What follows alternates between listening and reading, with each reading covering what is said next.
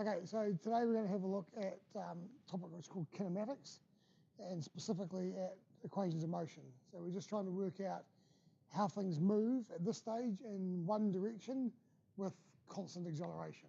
So this is just sets the scope, so motion in one direction with constant acceleration.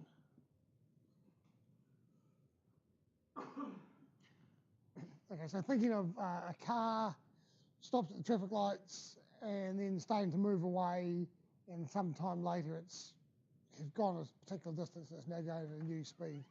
And for all that time, it went at a constant acceleration. That's the key thing here. So it's not going to turn any corners, it's not going to come back, it's just going to keep going in one direction. So there's 5 things that we want to be able to measure when we do this process, and we're going to give each of them a letter, and then we're going to have some formulas that tie them together.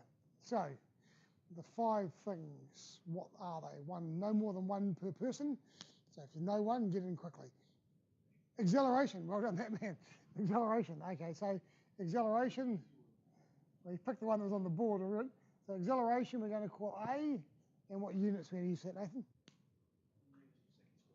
Meters per second squared. Right, you want the -2 version? That's your favourite? Okay, either of those is fine. Yep, so that's going to do meters per second squared. Yeah, he's going to have trouble getting past the camera. Here he goes.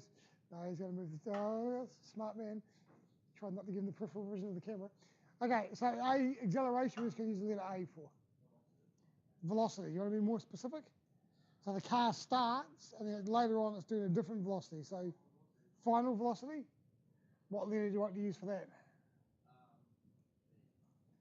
Sure, V for velocity, so we're going to use V for final velocity, and the units is going to be just meters per second. Yep, meters per second squared is acceleration. Initial velocity? Initial velocity, and then we'll do Ewan's one. So initial velocity, so this is how fast it's going at the start of the motion we're looking at, and the symbol we're going to use for that?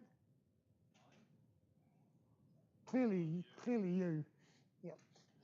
The reason these are the symbols that are used on the formula sheet you've got.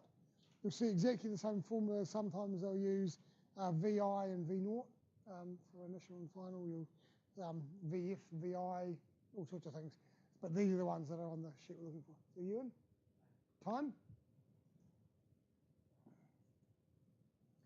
which we're going to T for time, makes sense, and we're going to measure that in seconds, which means only one more, which is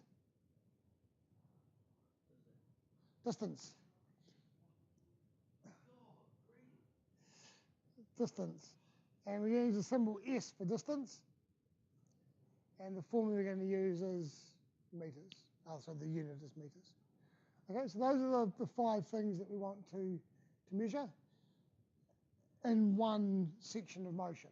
So your object is going to start with a particular velocity, may accelerate, end up with a different velocity, it'll take a certain amount of time, it'll cover a certain distance doing it. And if you have a look at the formula sheet that's on Moodle, or that you've been given, if you've all got a formula sheet, you can all read it from here. If you can't read it, see there's the formula sheet.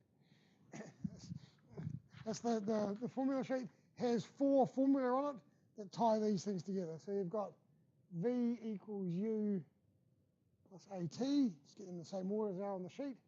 S equals UT plus a half AT squared.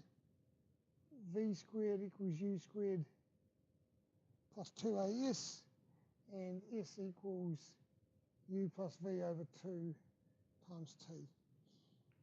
Okay, so those are the 4 formula that we're going to relate these things together.